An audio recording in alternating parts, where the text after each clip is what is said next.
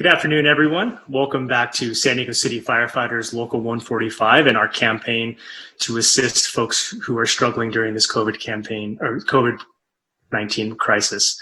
Joining us today are two very special people, two people who've done a lot of great work in the community. We have Lisa Cuestas and Council Member Vivian Moreno joining us today to discuss how you can help with folks that are out there that are struggling. First, I would like to welcome Lisa Cuestas from Casa Familiar organization. Welcome. Thank you. Glad that you're here today. So let's get right into it. Lisa, what is Casa Familiar? I know you've been around since 1973, but I know that there were folks working since 1968 helping the community out. And it's a really great organization that you are a part of. And you do a lot of great work in the community. And I was born and raised in San Ysidro, so it's very personal to me, everything that's going on. So can you tell us a little bit about your mission and what you do? Well, you did a great intro to Casa. Thank you so much. We've been around for almost 50 years and very much a grassroots organization. Our roots are in advocacy and direct social service. So as you can imagine, right now it's tough because we're used to being very connected with our community. And we're an organization that is committed to, and our mission is to enhance the quality of life for low-income individuals and particularly in our Spanish-speaking community in San Ysidro. And so we are doing that, everything from affordable housing to advocacy, as I mentioned, education. We try to connect all those things that make life whole, like arts and culture and community development. And so right now that we are not able to physically connect with community, we're doing it as much as we can over the phone. And I have a great team. Thank you to my Casa Familiar team and my board who has been able to pivot and provide a lot of over the phone assistance. Very good. No, it's I was looking at your site and it seems as though a lot of the strength that you draw from your organization is through the community, which, you know, is a very tight-knit community, and it's a beautiful thing to see. And it's a very difficult time right now when you have these constraints that really kind of interfere with that sense of community. I know that I saw that you have 30 to 40 programs going on at one time, which is a beautiful thing. Also, housing right now, especially, I know when social distancing, when there's a stay-at-home order. So housing for everybody is so very important. And the fact that you're an advocate for that is such a great thing. Can you speak to maybe some of the difficulties and hardships that you're now encountering on top of what you were dealing with before? Some of the hardships that you're looking at with this new COVID situation and, again, the constraints on community, maybe how you finance, things like that are really impacting your organization. Well, for us right away, it was important to tell our team that Casa was going to do everything possible to making sure that our team members, our employees, didn't feel like they had to worry about loss of income themselves, right? Because we need a really strong team to be able to connect with families when they are in the most need right now and fearful. They're fearful of losing their home. If they can't pay the rent, they're fearful of not being able to secure food sometimes. And so we need to stay up to date. And we have a team that is just doing research on a daily basis because information changes so rapidly, of making sure that the most up-to-date information on how to secure either shelter or food is something that we can provide. And we can help people who are experiencing the digital divide. And I think that's been our biggest challenge right now, is that families in San Ysidro, there may be programs out there to help with reduced laptops and computers or low cost internet. But if you didn't have those things to begin with, then you're not familiar with that. And so when we have to, adapt to distance learning, and if I'm a single mom, and I have 2 or 3 kids, can you imagine having to navigate all that plus the regular stressors of everyday life, right? Having a language barrier, a technology barrier, and then trying to make sure that you're doing all the processes to make sure that you don't get evicted or that you make a financial plan. So we're doing between our social services center and our financial opportunity center, those 2 groups have kind of joined forces to be case managers over the phone. We have, in this month alone, have received 1,000 calls we're going to make 1,300 outgoing calls to make sure that things like the census, so I'm wearing my census t-shirt today, is not forgotten, because it's communities like San Isidro that often residents feel like that's something that they shouldn't participate in. But my mom, my grandparents are all immigrants of Mexico, and those are individuals or examples of people who must be counted because they have been living here for a very long time. I made sure to do my census because it's this pandemic that is an example of why it's so important. It's dollars that go to firefighters. It's dollars that go to our schools, to our hospitals. And, it's easy to lose sight of something like that in a time like this. But more than ever, we need to realize that every single person is $1,250 of resources for our own communities. And we have to make sure we secure that for the future. So that's tough right now with such a digital divide and with added challenges of San Isidro being the most impacted with one other community that Vivian represents, experiencing loss of income and unemployment right now, the highest in the county. Yeah, one of the things you touched on, and I'd like to echo, is before this started, people that like the lower income areas, you're struggling. And like you were saying, with language barriers, you're already struggling. And then you add on this COVID-19 and gosh, it just exponentially makes things more difficult, which is why it's so important. And it's fantastic that your organization is doing stuff to reach out and make sure that those lines aren't severed and that they're cultivated and kept strong. And the reason that we were able to reach out to you is because we went to Councilmember Moreno. Thank you very much. Welcome, Councilmember. Thank you for having me, Mark. It was a very great thing. When we came up with this idea, it was pretty obvious that, hey, the council members are going to know within their own districts who really, really needs this. And there's so many great organizations and groups out there that do need help, but the ones that you picked are doing really great work. So Councilmember Moreno, can you speak to why you chose Casa Familiar and your affiliation with them? Well, first and foremost, thank you for having me, having us on, and thank you for the incredible donation that you're providing today. Casa Familiar has been providing essential services and resources to the San Isidro community for 48 years. The community knows them, the community trusts them. And, on top of the valued services that residents utilize Casa Familiar for, including, adult education, arts and culture, health and fitness, support services, advocacy, social services, you have the added layer, as was mentioned, with the pandemic, right? We have people that don't know where to apply for unemployment, don't know who to go for food services, applying for health insurance and Social Security. That could be mind-boggling for just anybody in general. And now you add some of the restrictions, like as was mentioned, language barrier, the technology barrier, I can't stress enough, right? And also who people trust.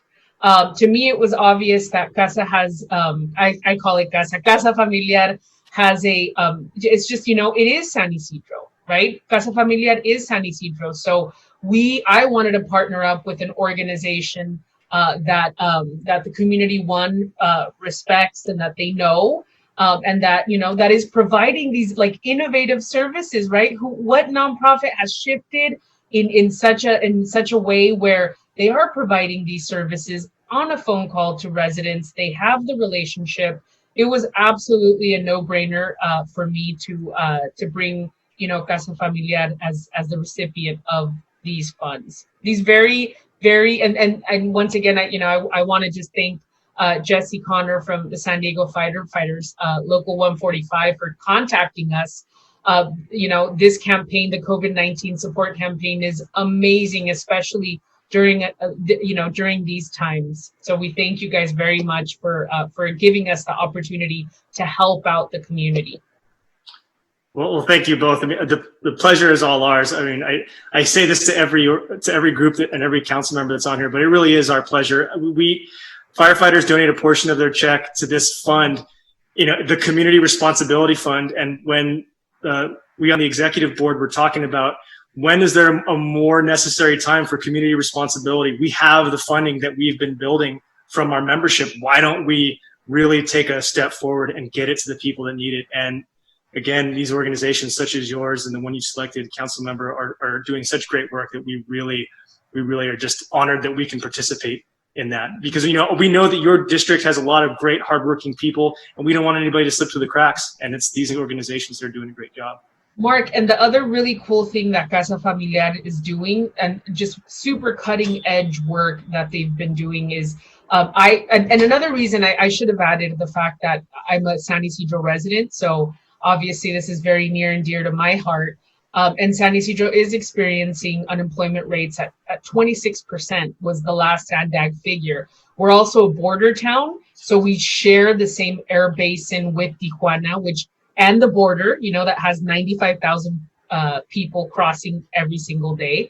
And Casa's work with CARB and with the Air Resources Board is just so cutting edge and so ahead of the ball. Also, their leadership program, I think I had like 30 women between the ages of 30 to 50 advocating for San Ysidro just a few months back. And that's all the work, advocacy work that Casa does. So if you could speak to any of that work, Lisa, that would be wonderful.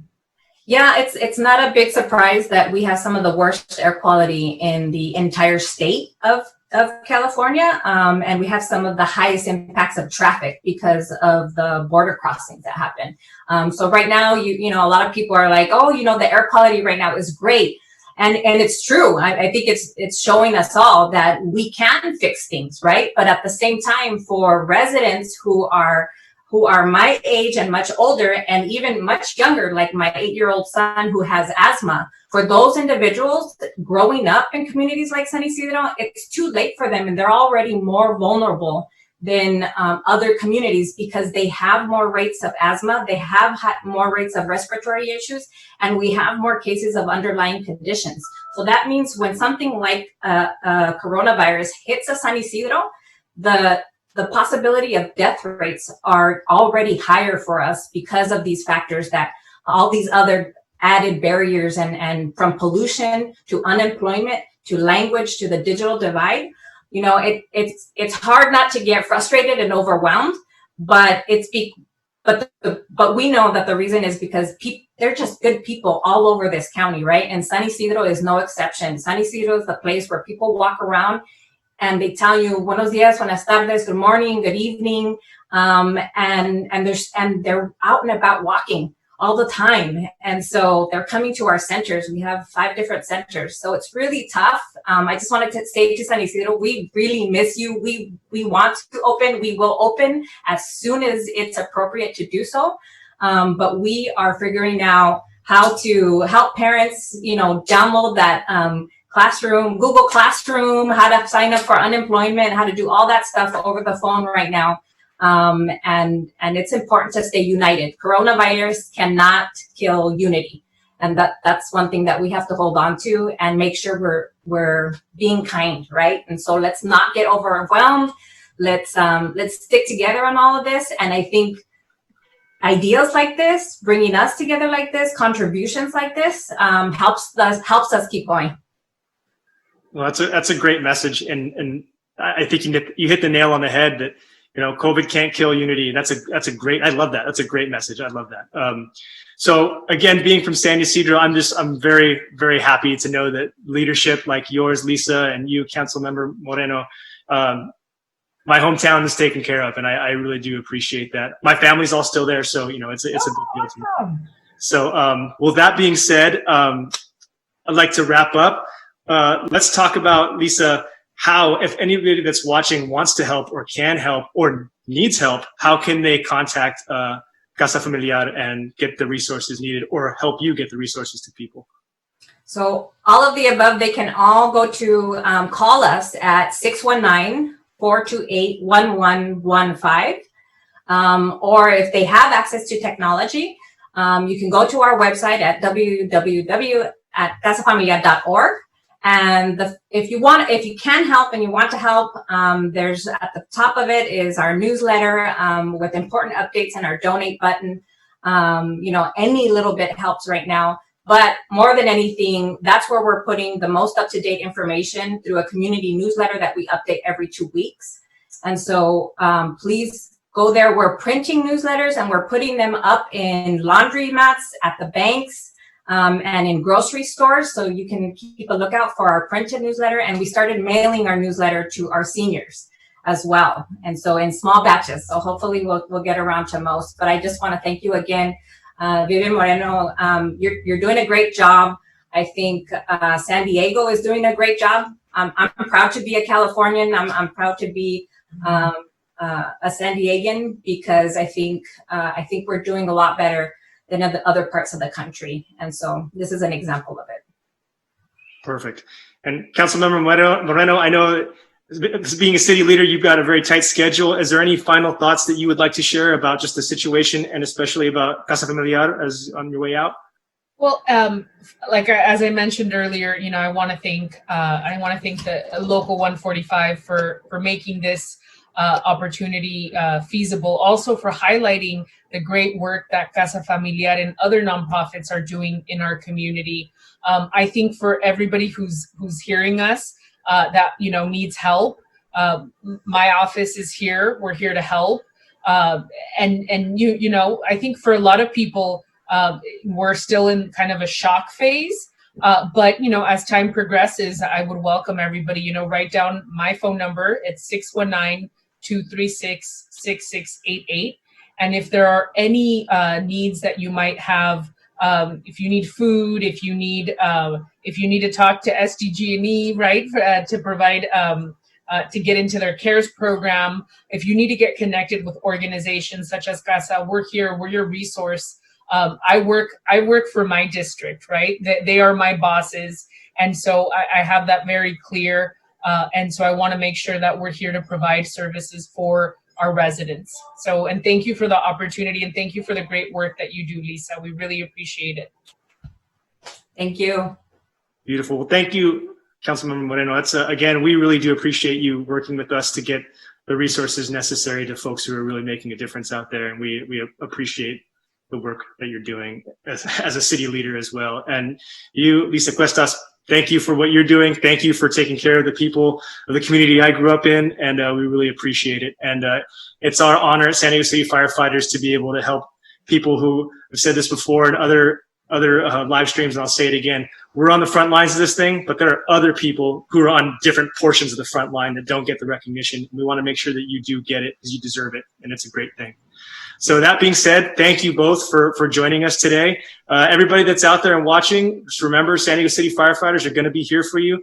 And if you can, help out these organizations. They're doing great work out there for a lot of people that are struggling. And if you need help, reach out, please. There's no shame in reaching out when you need help, because everybody goes through downtimes and everybody could use a helping hand. And we have to get through this thing together as a community. Well, thank you very much, both of you, for joining us. Join us tomorrow on our final day of the COVID-19 campaign, and we'll see you then. Thank you. I'm Jesse, and I'm a San Diego City Firefighter.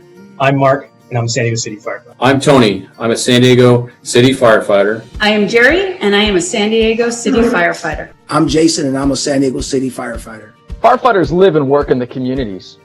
We go into people's homes and see the financial impacts of COVID-19 on a daily basis. Like so many others, we are compelled to do more to help our community through this difficult time.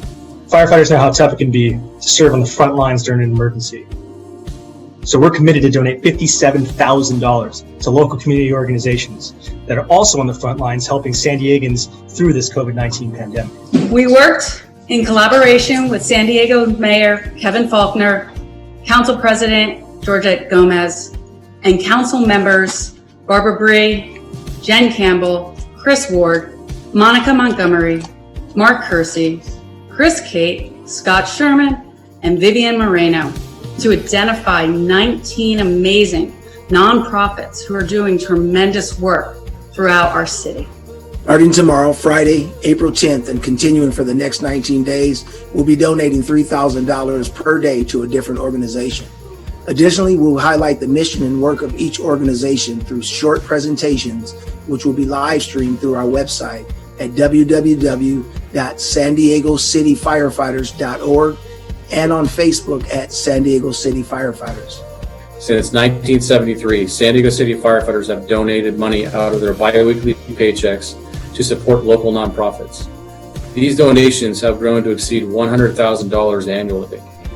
While we remain committed to supporting longtime community partners like Muscular Dystrophy Association, San Diego Burn Institute, United Cerebral Palsy San Diego, and many others, our firefighters wish to expand our efforts to help San Diegans impacted by the pandemic.